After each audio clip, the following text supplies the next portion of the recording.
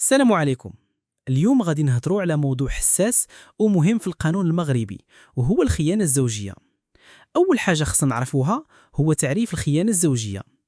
القانون المغربي في الفصل 490 و 491 كيجرم كل علاقة جنسية بين طرفين غير متزوجين على أنها فساد، وإذا كان واحد أو بجوجهم متزوجين كتولي خيانة زوجية. الشرط الأساسي هو أن يكون الفعل الجنسي نفسه، وأن الطرفين متزوجين والنوايا متوفرة. ثاني حاجة، شروط إثبات الخيانة الزوجية. الفصل 493 كيشترط إثبات الخيانة إما بالاعتراف المباشر أو بالضبط في حالة تلبس من طرف ضابط الشرطة القضائية. مجرد الشك أو رؤية الزوج أو الزوجة مع شخص آخر ما كافيش قانونيا. أي شاهد أو ألف دليل غير مباشر ما كيشكلش إثبات.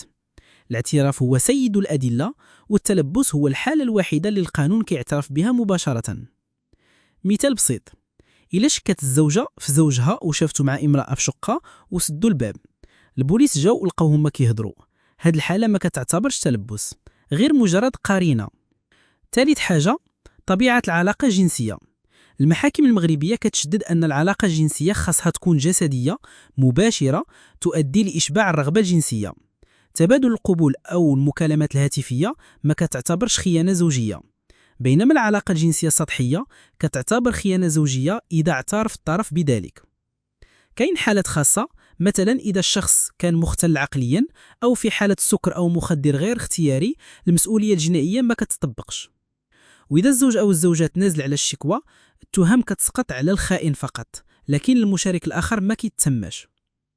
القانون المغربي كيأكد على التلبس أو الاعتراف فقط، مما يجعل الإثبات صعب جدا. مجرد الشك أو مراقبة الزوج أو الزوجة ما كيفيش قانونيا. المحاكم كتاخذ بعين الاعتبار نوعية الفعل الجنسي، الأدلة المباشرة، الاعتراف، الحالة العقلية والنفسية، ووجود تنازل من الطرف المتضرر. وأخيرا، نصيحة مهمة: إذا كان عندك شك، حاول تسجل أي اعتراف رسمي أو محضر الشرطة. تعامل بحذر مع المراقبة الخاصة أو الفيديوهات، وركز على الوثائق والاعترافات المباشرة لتقوية أي دعوة قانونية. واستشر مع محامي مختص قبل أي إجراء قانوني. باختصار، رؤية الزوج أو الزوجة مع شخص آخر أو مجرد شك ما كافيش باش نثبتوا الخيانة الزوجية. فقط التلبس أثناء الفعل الجنسي أو الاعتراف المباشر كافي باش أنني نعتبر واحد فيهم خائن زوجيا. وفي الأخير، إذا كنت مهتم بكل ما يخص القانون المغربي، ما تنساش تعمل اشتراك أو متابعة باش يوصلك كل جديد في القانون المغربي. وشكرا.